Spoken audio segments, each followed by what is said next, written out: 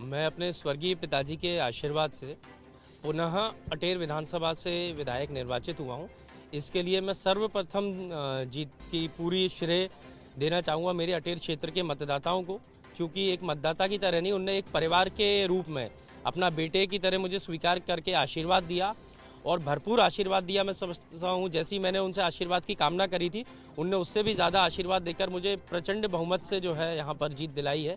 इसके लिए मैं उनके लिए आजीवन ऋणी रहूँगा अपनी जनता का और जीवन भर उनके आभारी रहूँगा। मैं यही कहूँगा, उनके चरणों की धूल बन के आगे सेवा भी करूँगा उनकी। मध्य प्रदेश में बीजेपी की सरकार बन रही है, भारी बहुमत, ऐसे में आपकी यहाँ पर जीत आई है, तो कौन सा फैक्टर रहा है जिसके कारण? मैं अगर सच कहूँ तो मुझे लगता है एक तो जनता का मेरे परिवार, मेरे स्वर्गीय पिताजी से या मेरे परिवार से जो जुड़ाव था, एक कारण ये रहा। और दूसरा कारण जो यहाँ स्थानीय मंत्री और खासतौर पे उनके भाई के द्वारा जो भ्रष्टाचार और जो अन्याय अत्याचार झूठी एफआईआर की गई, तो जनता एक तो उनको हराना भी चाहती थी और दूसरा जनता मुझे जिताना भी चाहती थी। तो मैं समझता हूँ ये दोनों कारण बन करके एक बहुत बड़ी जीत में तब्दील हुआ है। पहला ऐसा कौन सा काम है जो आप करना चाहते हैं? मैं तो बहुत सारे कार्य जो करना चाहूँगा। सबसे पहले तो मैं, क्योंकि सरकार मेरी नहीं है, इसलिए मैं अब जो सरकार है, जो भी मुख्यमंत्री भारतीय जनता पार्टी जिसको भी बनाते हैं, उनसे मांग करूंगा कि अटेर क्षेत्र में गौशालाओं का निर्माण सबसे पहले शुरू किया जाए और उसके बाद ओवरब्रिज पुल बनना, क्योंकि यहाँ पे अटेर से डूब प्रभावित कई सारे गांव रहते हैं। ऐसी बहुत सारी समस्याएं हैं, तो उन सब के लिए मैं मांग करूंगा। और एक कोई ऐसी समस्या नहीं है, लेकिन गौशालाओं से मैं शुरुआत करूंगा। उसमें गौ सेवा भी होगी और हमारे किसानों के लिए भी वो सबसे बड़ी समस्या है, तो उसका निराकरण भी होगा। अटेर आज भी तहसील है, तो आगे बढ़ाने के लिए नगरपालिका, नगर परिषद हो, मैंने कांग्रेस सरकार में तो प्रस्ताव भेज दिया था, लेकिन भाजपा की सरकार आने के बाद उसको उन्होंने कचरे की टोकरी में डाल दिया था। चूंकि अब मैं विधायक बन गया हूं, तो मैं सदन में आवाज़ उठा सकता हूं इस बात की।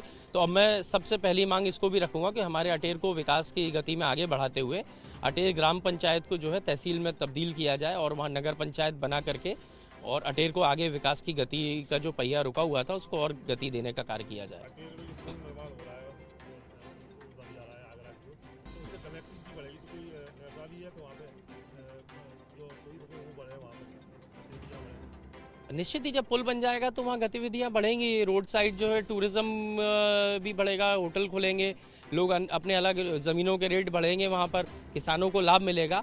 तो ये सारी चीज़ तो होंगी, तो इसलिए जितना जल्दी निर्माण कार्य होगा उतना जल्दी यहाँ क्षेत्र के मतदाताओं को लाभ मिलेगा। अधिकारी ज़्यादातर भिड़ रहते हैं अटेर में, तो प्रयास की करेंगे। जब मुख्यालय वहाँ पे जो है अटेर में, वहाँ पे अगर सही से उनको सख्त हिदायत दी जाएगी तो वो वहाँ पे रहना भी शुरू करेंगे अधिकारी।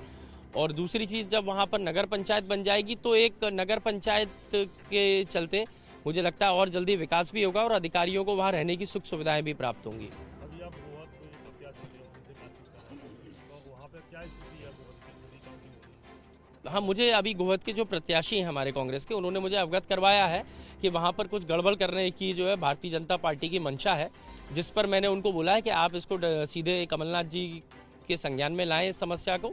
और मैंने भी संगठन को अवगत करवा दिया है और सीधे तौर पर इसमें कमलनाथ जी हस्तक्षेप करके जो न्याय संगत बात होगी उसका साथ देंगे। हम समझते हैं जो जनादेश है उसका पालन करना चाहिए, चाहे कोई भी पार्टी हो, कोई भी प्रत्याशी हो।